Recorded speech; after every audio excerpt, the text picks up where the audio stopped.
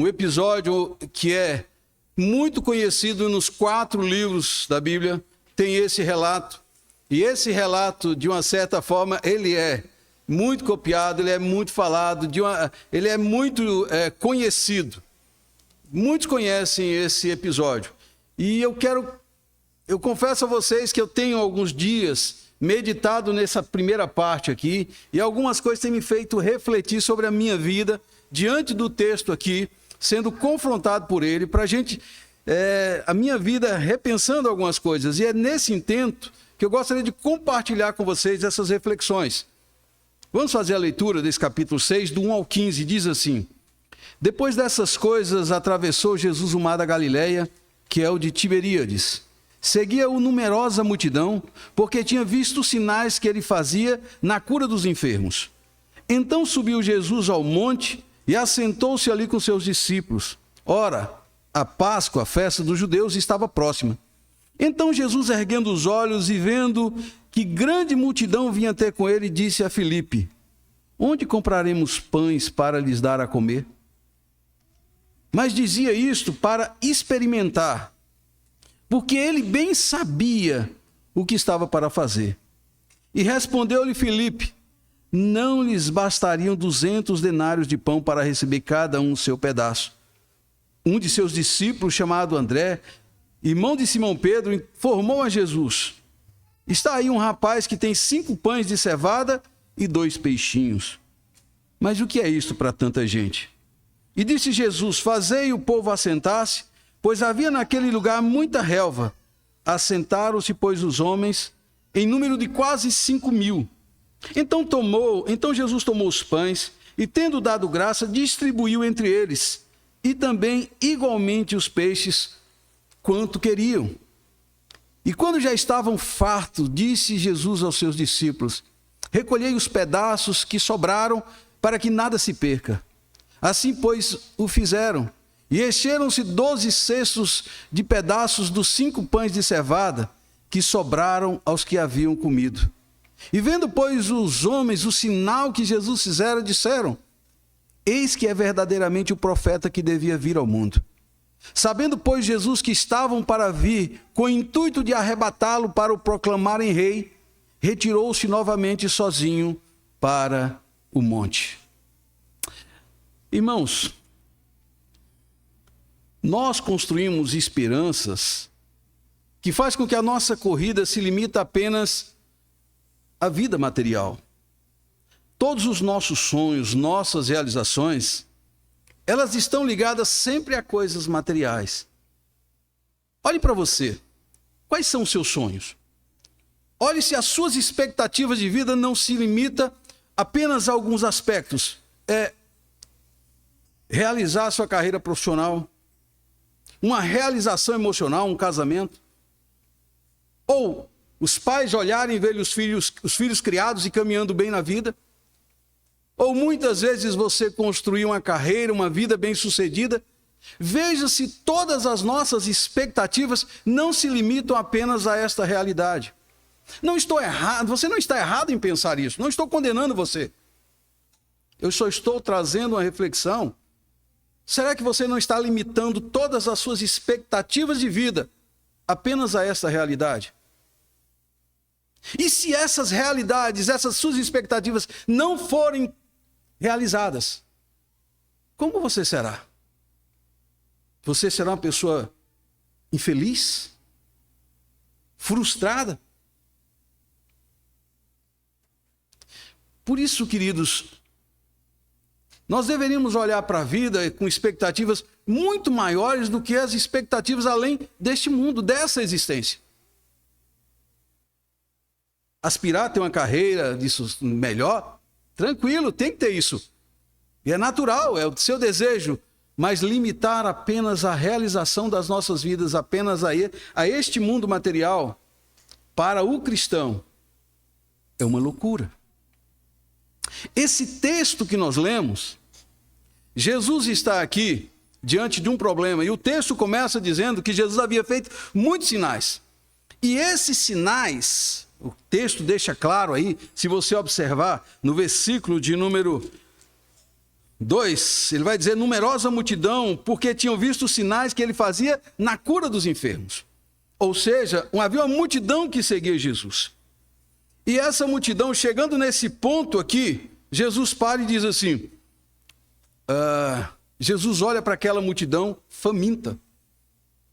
E longe, Jesus vira para Filipe e diz assim, olha, para onde nós vamos comprar pão para matar a fome desse povo? Onde nós vamos encontrar pão para esse povo? Jesus olha para aquela situação, se compadece do povo, e ele olha e diz assim, como nós vamos solucionar esse problema? Filipe vai lá e diz, Senhor, nem se a gente tiver 200 denários, a gente vai resolver esse problema.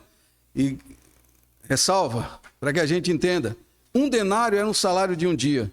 Para que você tenha noção do que significa esse 1 denário, pegue 1.412, divida por 30 dias, e aí você pega um desse aí e soma 200 dias. Ou seja, você tem aqui aproximadamente quase 7 meses de salário para pagar para aquela multidão de pães. Além disso, não era só ter o dinheiro, era ter um local que fabricasse pães para aproximadamente 5.000 pessoas.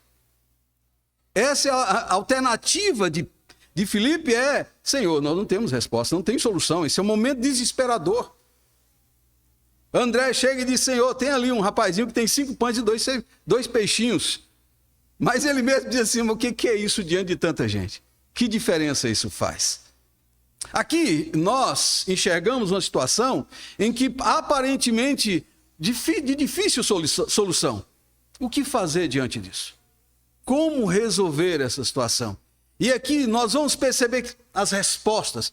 A reação pré dos discípulos e a reação pós da multidão esboça como eram as expectativas de vida, tanto dos discípulos quanto da multidão. E aí nós vamos perceber que as esperanças dos discípulos, as expectativas da multidão, o que eles ansiavam, nesse milagre você vai encontrar respostas aqui.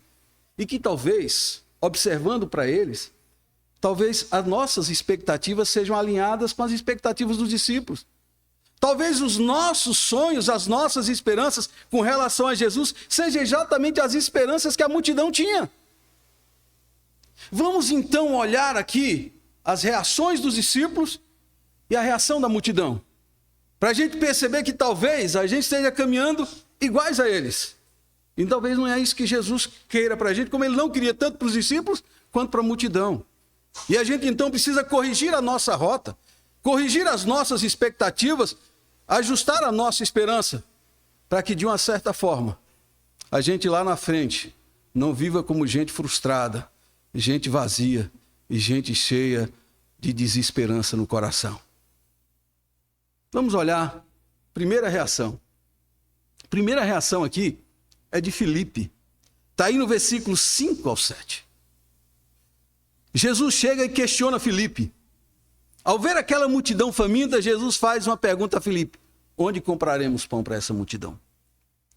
Essa pergunta parece uma pergunta simples, mas ela tinha um propósito maior. Jesus sabia exatamente o que estava para fazer. O texto diz que Jesus faz a pergunta para experimentar, para testar ou para provar Filipe. Essa é a mesma palavra que é usada lá em Tiago, capítulo 1, quando ele diz assim, tendes por motivo de grandes provações. Aquela palavra provações lá é a mesma palavra que é usada aqui nesse texto de João. Então, quando Jesus faz essa pergunta, Jesus ali está, na verdade, provando Filipe.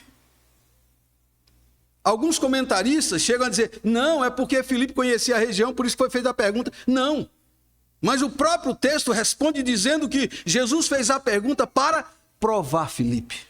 E aí então, queridos, a resposta de Filipe, o texto deixa claro, que o sentido é que o Senhor quer dar a Filipe uma oportunidade de se revelar, de mostrar simpatia para com aquelas pessoas, e se ele guardar no coração a lição que os milagres e os sinais que Jesus tinha feito, o que Jesus intentava com aqueles sinais? Filipe ouviu e estava presente no milagre de Caná da Galileia. Filipe estava presente lá em Jerusalém, capítulo 2, versículo 23, onde Jesus fazia sinais. E como diz o versículo 2 que nós lemos, Filipe tinha visto as curas de enfermos que Jesus tinha feito.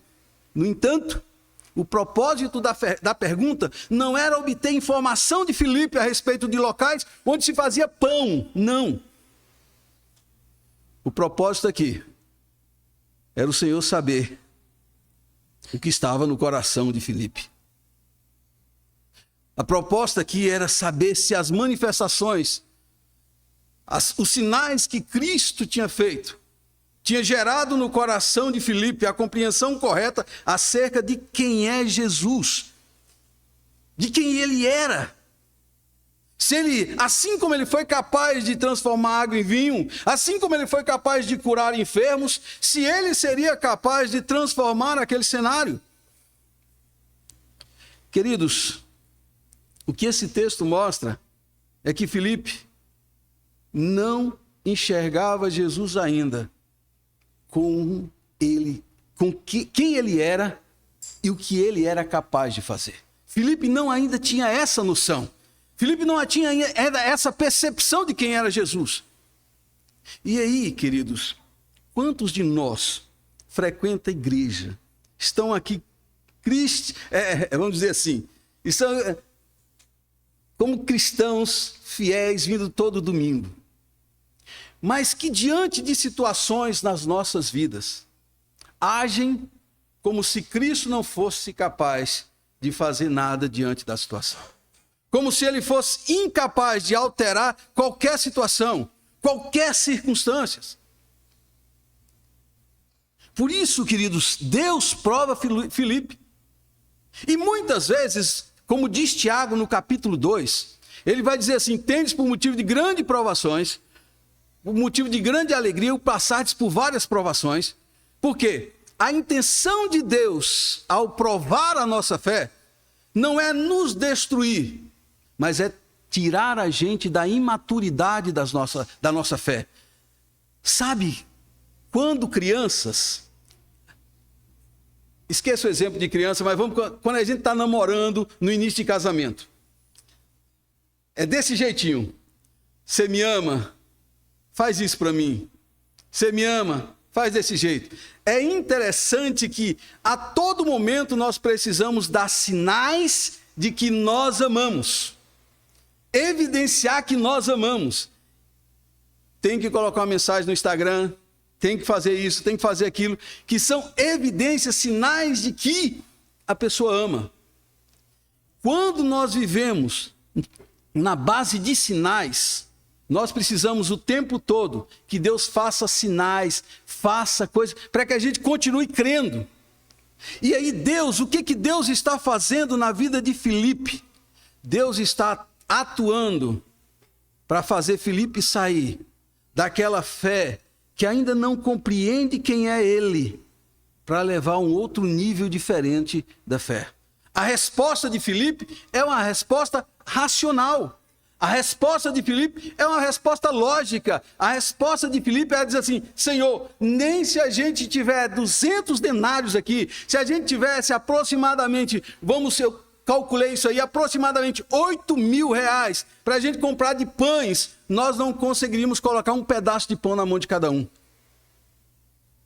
E essa é a resposta normal, racional, lógica que nós damos. Mas qual o problema dessa resposta? A resposta de Filipe é uma resposta de alguém que esquece os sinais que Jesus fez. A resposta de Filipe é uma resposta limitada, é uma resposta racional. A resposta de Filipe é aquela que ignora quem Jesus é e o que ele é capaz de fazer.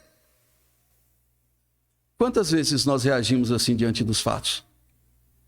Racionalmente nós olhamos e dizemos assim: não há nada o que se fazer. Mas deixa eu botar mais uma pimentinha nesse processo. Quando você não tem Cristo na sua história, que esperança pode haver para o coração do homem? Essa semana, conversando com uma pessoa que está passando por uma experiência muito difícil, e ele citou um caso que ele não disse que é caso real, mas ele apenas ouviu dizer. E a gente comentando sobre isso, se não fosse Cristo na história dele, como é que seria? Aí ele disse assim, rapaz, eu fico imaginando, porque essa semana eu vi um fato, não sei se é real, de um cara que era ateu, casado há tantos anos com a esposa, e essa esposa estava em estado terminal no hospital em Brasília. A pessoa que me contou o fato, ele diz, não sei se é verdade, mas só para a gente fazer uma analogia. Aquela pessoa estava tão triste, e olhando para sua esposa em estado terminal, que ele foi no hospital, atirou na esposa e atirou em si mesmo. Por quê? Sem Cristo na nossa história, acaba-se as possibilidades. Ariano Suassuna, falando sobre isso, ele diz assim, rapaz, se Deus não existisse, eu criaria, porque Deus é uma necessidade. Apesar de o pessoal dizer, mas é uma realidade. Sem Cristo, o homem não tem esperança, perspectiva nenhuma. E é exatamente essa resposta de Filipe. Diante daquela situação, diante daquela multidão faminta, alimentá-los para o homem era impossível. Talvez diante da sua vida há situações semelhantes assim. Mas se você ignorar quem é Jesus e você agir de forma racional, eu posso dizer para você o seguinte, você vai reagir de forma desesperadora. Você não vai ter recurso nenhum. Você não vai ter esperança nenhuma, perspectiva nenhuma. Por isso que Filipe diz, não há, Senhor, o que fazer. Não tem lugar para comprar pão, não temos dinheiro suficiente para alimentar esse povo. Talvez muitos de vocês estejam numa situação em que você se encontre assim. Mas aguarde um pouquinho que a gente vai falar mais um pouquinho sobre outras reações. Agora, veja uma outra reação aqui. A reação de André, que é uma reação de aparente esperança. André entra na história, no versículo 8, e diz assim, Senhor, tem um jovem aí que tem 5 pães e 2 peixinhos. Ele cita aí pães de cevada. Deixa eu só comentar isso aí. Esses pães de cevada, os comentaristas dizem que esse pão de cevada é o pão da pior qualidade. É pão de pobre, chamado nos comentários. É o pão de pobre. E alguns comentaristas dizem que provavelmente esse rapaz levou esses pães para comer na viagem, porque estava seguindo ali. Mas André chega e diz assim, Senhor, tem um rapaz aí que tem 5 pães e 2 peixes. Aparentemente André esboça uma perspectiva. Tem alguém que tem alguma coisa. Tem alguém que tem aí. Só que, na verdade, rapidamente esse pensamento dissipa. Porque quando ele pega ali 5 pães e 2 peixes, e ele olha para a multidão e diz assim, mas o que é isso diante de tanta gente? A grande questão é, nas mãos de quem está esse pouco? A lição crucial aqui, queridos, é que muitas vezes nós podemos ter pouco. A questão da quantidade ou qualidade dos recursos não importa tanto quanto em cujas mãos esses recursos estão. Nas mãos do jovem, 5 pães e 2 peixinhos eram praticamente insignificantes para aquela multidão. Mas nas mãos de Jesus, o nada se transformou em tudo. O pouco se torna muito e o impossível se torna realidade. Assim como o barro na mão do oleiro vira um vaso que vai para o centro de uma casa, assim como a madeira na mão de um marceneiro vira um móvel. 5 pães e 2 peixes na mão de Jesus faz toda a diferença. Nas mãos de Jesus, o mais insignificante, por menor que seja, pode ser transformado em algo maravilhoso, algo grandioso. A verdadeira diferença desse processo aqui está em quem essa quantidade, essa pouca quantidade está, ou aquele que é menor está. Sabe, o milagre de Deus, ele ocorre quando o homem decreta sua limitação, quando o homem enxerga a sua falência, quando o homem enxerga a sua incapacidade. E ali diante daquela situação eles não tinham o que fazer. Eles não tinham dinheiro suficiente. O único orçamento que eles tinham eram 5 pães e 2 peixes. Para alimentar uma ressalva. São contados 5.000 homens, é colocado de fora mulheres e crianças. Queridos, nós não podemos fazer o milagre. O homem não pode fazer milagre, mas nós podemos colocar as coisas nas mãos de Jesus. Nós podemos depositar nas mãos de Jesus o nosso problema, nós podemos colocar nas mãos de Jesus o que nós temos, e o que esses homens fizeram o seguinte: colocaram nas mãos de Jesus 5 pães e 2 peixes. Tem um comentarista chamado Charles Swindoll, que ele diz o seguinte, ele diz que Deus não nos chama para prover a sua obra.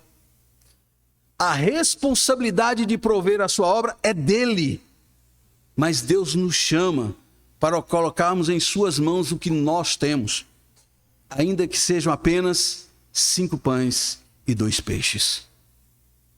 A reação de Filipe é uma reação racional e lógica, mas que gera desespero.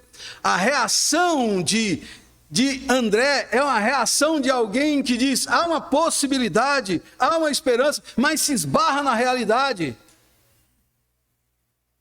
Se esbarra na realidade. Queridos, se você esbarra na realidade e você olha a sua situação e vê como algo que você não tem como alterar, coloque diante de quem pode. Entregue a quem pode transformar. Deposite aos pés de quem é capaz de fazer. O que Filipe fez de bom foi trazer o rapaz e entregar nas mãos de Jesus os 5 pães e 2 peixes. É isso que nós devemos fazer. Pode ser pouco, pode ser quase nada, mas a gente deposita nas mãos dele. E quem tem que fazer é ele. Agora, veja uma terceira reação aqui. Olha a reação da multidão. Agora já é pós-milagre. Já é depois do milagre feito, depois da multidão saciada, todo mundo já cheio, satisfeito. Olha o que a multidão, a reação da multidão. O texto diz no versículo 14 e 15 que, no primeiro momento, a multidão diz assim: este é verdadeiramente o profeta que devia vir. Aqui há um reconhecimento de uma profecia que está lá registrada em Deuteronômio, falando sobre 18:15, sobre o profeta que devia vir. E eles reconhecem, olha para Jesus e dizem assim: ele é aquele profeta que devia vir. Ou seja, essa afirmação mostra essa expectativa que eles tinham acerca desse Messias, desse profeta, e essa expectativa está sendo realizada. No entanto, olha que coisa interessante. A multidão reconheceu em Jesus algo extraordinário, mas reconheceu em Jesus apenas um profeta, com poder e autoridade, mas a compreensão deles era limitada. Eles esperavam um líder que se encaixasse nas suas expectativas, que realizasse os seus anseios, que realizasse os desejos do seu coração. Alguém que pudesse libertar a nação de Israel da opressão romana. Segunda expectativa. O texto diz que imediatamente eles fizeram o seguinte: Jesus se retira porque eles queriam chamar Jesus e proclamá-lo rei. Há uma tentativa da multidão de fazer isso. Revela o desejo deles de ter um libertador terreno, de ter um governante, alguém que restaurasse a glória de Israel, que trouxesse a liberdade política para o povo de Israel. E esses pensamentos ali, queridos, eram pensamentos apenas terrenos. Todos os milagres registrados no Evangelho de João são milagres que apontam exclusivamente para dizer quem é Jesus. E esses homens aqui, até esse momento, eles olharam para Jesus e viram um profeta e viram um rei. Eles não compreenderam quem era Jesus. E quando eu olho para isso aqui, a expectativa dessa população, essa multidão, é porque eles eram escravos de Roma. Nós queremos ser livres. Nós vivemos debaixo dessa opressão. A expectativa desse povo era encontrar a satisfação dos seus anseios aqui.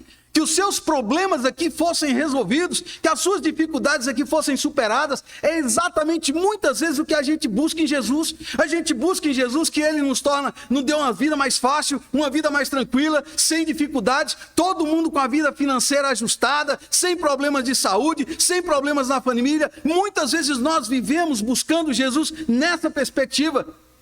Mas olha que coisa interessante. A expectativa desse povo era errada. Eles estavam esperando um profeta e um rei que solucionasse o seu problema político, seus problemas que não estavam relacionados com o propósito de Deus. O texto diz que Jesus faz o quê? Jesus se retira, Ele se afasta. Muitas vezes nós não entendemos por que Deus se silencia diante das nossas vidas. Muitas vezes nós não entendemos por que Deus não responde às nossas orações. Muitas vezes nós não entendemos por que as coisas não acontecem do jeito que eu desejava. Deus se retira, Deus se distancia, porque Ele não está aqui para iludir você com expectativas que não seja aquilo que seja proveniente do seu propósito, do seu reino. Ele não está aqui para ficar fazendo você como criancinhas mimadas, que precisa o tempo todo estar mostrando coisinhas para alimentar você, para viver uma expectativa cheia de ilusão. O texto mostra para a gente que Jesus se retira, porque Ele não estava ali para realizar o propósito do coração daquele povo. Queridos, quais as suas expectativas de vida? Aonde está o reino de Deus na sua história? Aonde está a vontade de Deus na sua história? O que Deus deseja para a sua vida? O pão ali que Jesus queria fazer, o milagre ali, não era alimentar o corpo deles. O milagre ali era Jesus queria dizer algo muito mais profundo. Mas veja o que Jesus faz, que serve para a gente como orientação sobre qual deve ser nossas expectativas, qual deve ser a nossa reação diante do que Jesus faz. Olha o que Jesus faz no texto. O texto diz que Ele chega e manda o povo se assentar. Essa ordem de Jesus, no versículo 10, manda assim: assentem-se. Aquilo ali, Jesus é como se fosse um pai, sentando, reunindo a família, mandando a família se assentar, porque era hora de comer. O grande problema é, cadê a comida? Aonde estava a comida? Jesus manda o povo se assentar na relva. Esse era um ato simples, mas tem um significado profundo. Era um convite para se prepararem para uma refeição, mesmo que ainda não houvesse comida, mas era hora de se assentar. Ele estava providenciando. E aí, esse ato de se assentar, de ter a expectativa, é exatamente o ato em que Jesus diz assim: vocês confiam na minha providência? Vocês confiam no que eu estou fazendo? Tinha um sujeito, que não esqueci o nome dele, ele criou vários orfanatos na Inglaterra, e diz que muitas vezes ele chegava na hora do almoço e não tinha o que comer, e a primeira coisa que ele fazia era sentar, mandar as crianças assentar e dizer assim: vamos orar.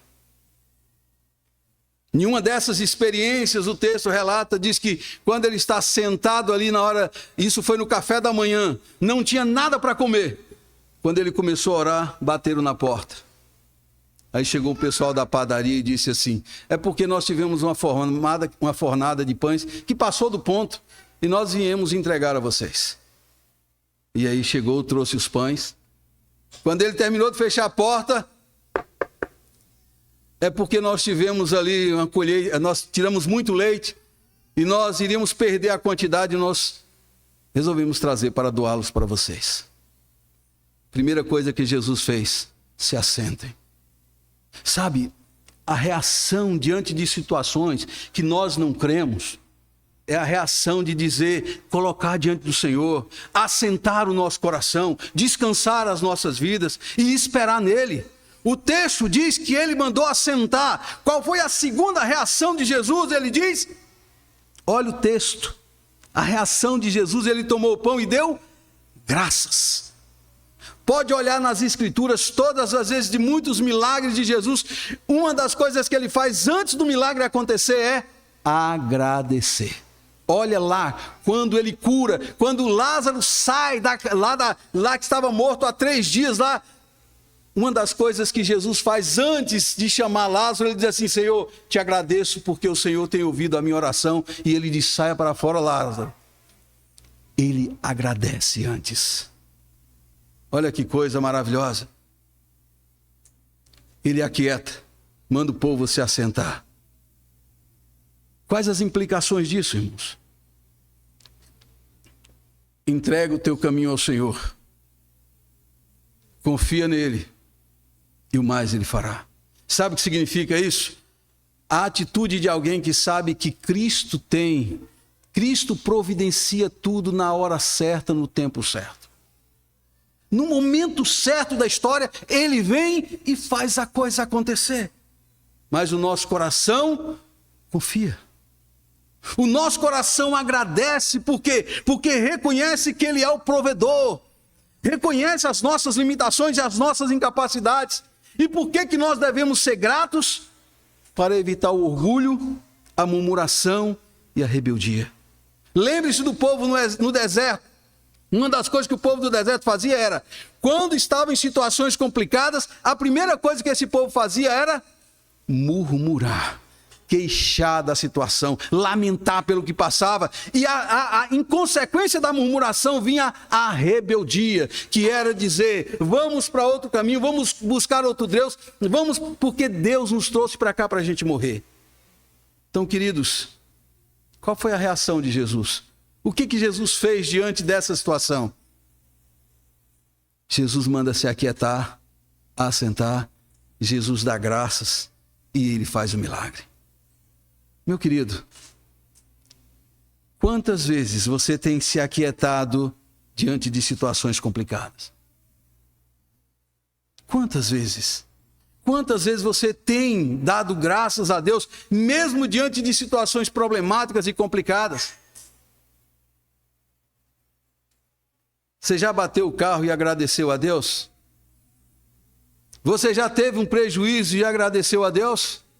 Você já passou por um momento de aflição e agradeceu a Deus? Tendes por motivo de grande alegria o passardes por várias provações. Qual tem sido sua reação diante dos problemas? Tem agido de forma racional? Tem agido com quase esperança? Ou tem agido querendo que Jesus seja um Deus utilitarista para saciar e responder os seus anseios? O caminho, querido, é a gente aprender o quê? O que João quer ensinar para a gente sobre esse texto? Qual é o ensino desse texto para nós?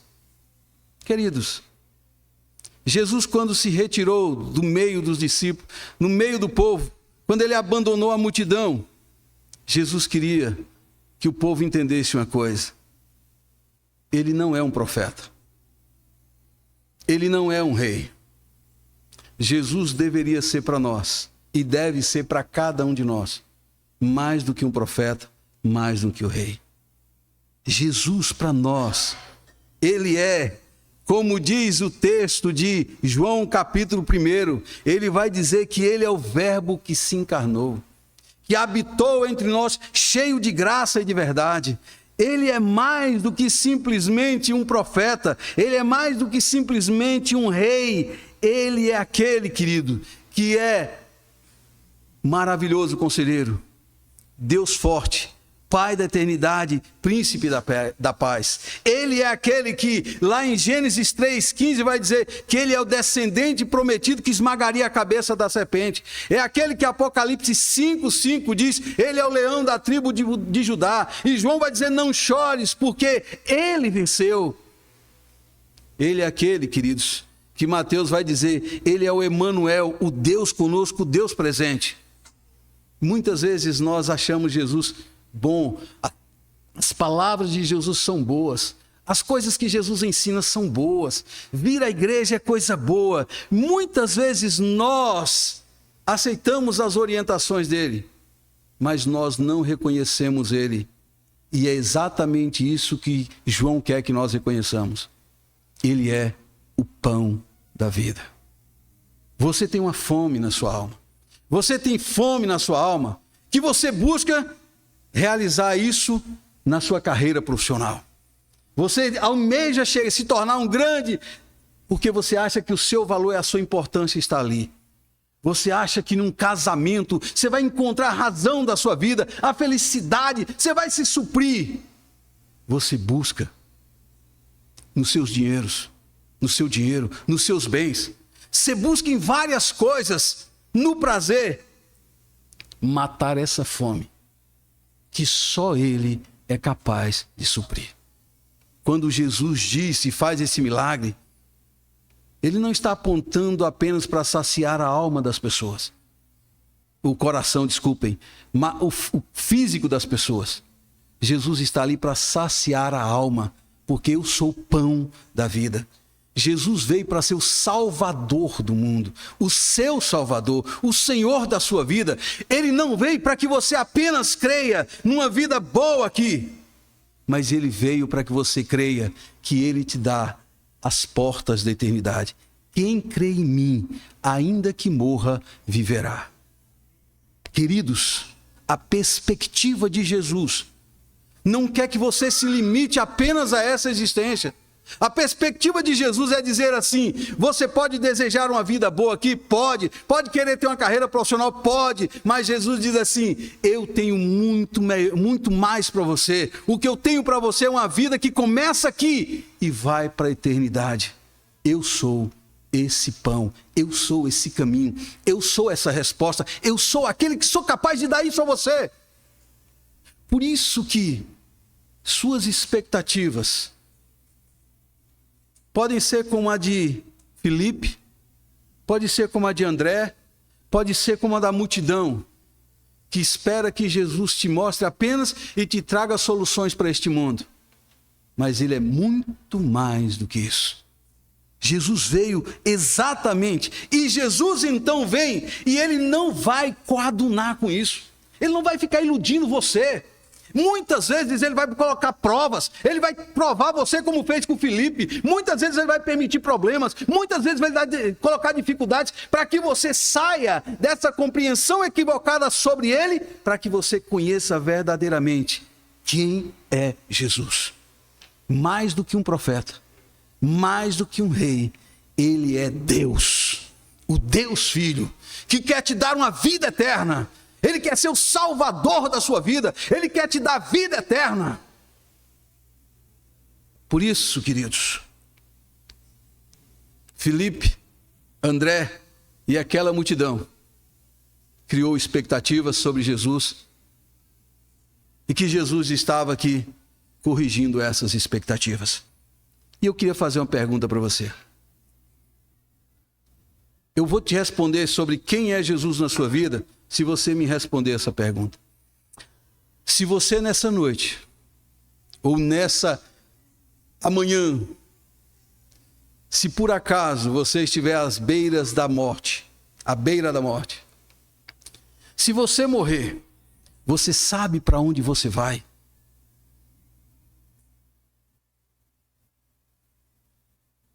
Você sabe para onde você vai? Quando Ele diz que Ele é o Salvador do mundo, Ele vem justamente para te dar certeza de que, ainda que você morra, você viverá eternamente.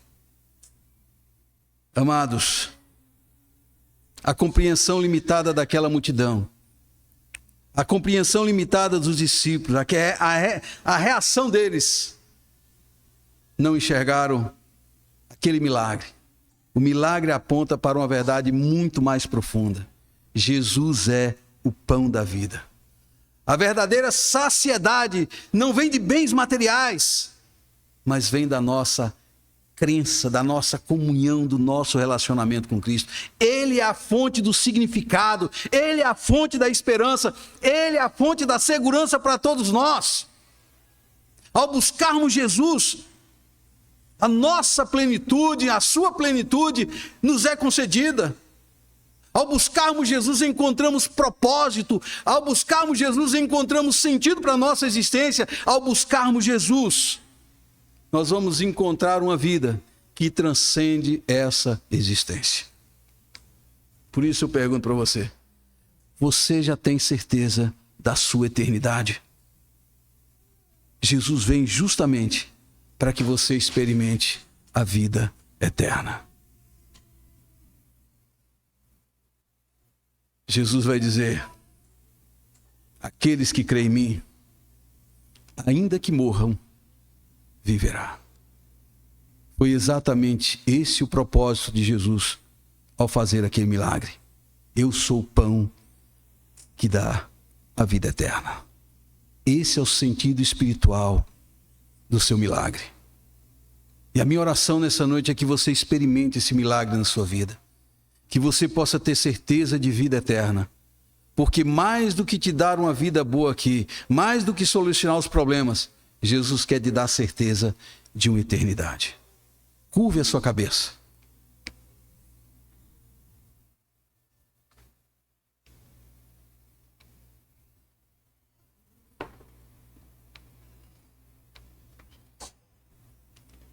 Pai querido, às vezes nós temos uma visão de que o Senhor está aqui para resolver os meus problemas, para tirar as minhas dores. É uma visão tão utilitarista. É uma visão onde nós recorremos apenas na expectativa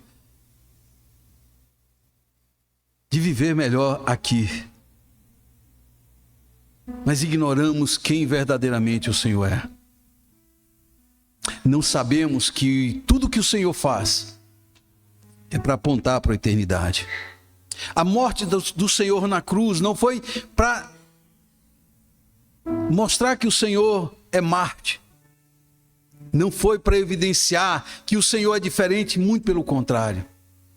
A sua morte foi substitutiva. O Senhor assumiu o nosso lugar para pagar a nossa dívida e para nos dar a vida eterna, Senhor. Deus, quantos aqui nessa noite não têm certeza disso? Quantos aqui nessa noite, diante da morte, têm medo? Diante da morte bate o desespero, diante da morte se angustia. Deus, em nome de Jesus, fale a esses corações nessa noite, Senhor. Porque mais do que matar a fome do nosso corpo, o Senhor quer matar a fome da nossa alma. Deus, em nome de Jesus, fale a esses corações. O que nossa alma anseia, a busca do sentido, do significado, do propósito, é quando nós encontramos com o Senhor. É nossa relação contigo. Deus, em nome de Jesus, fala isso e faz isso aos nossos corações. Tem pessoas aqui, Senhor, que precisam experimentar isso para encontrar sentido, propósito na sua existência. Fala a esses corações, Senhor. Proporcione essa compreensão para que verdadeiramente experimente uma vida que começa aqui, mas continua na eternidade.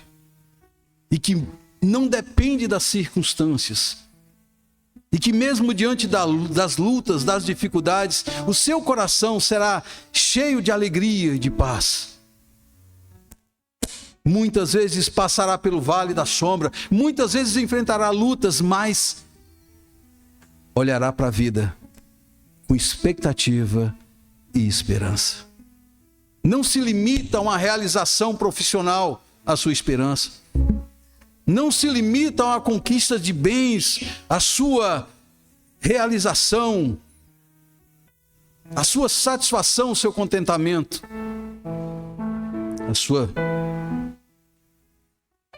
a sua esperança, o seu anseio é tão somente a tua presença. Deus, em nome de Jesus, fala conosco nessa noite e aplique isso em nossos corações. Deus, é esta a nossa oração em nome de Jesus e para a glória dele é que nós oramos. Amém.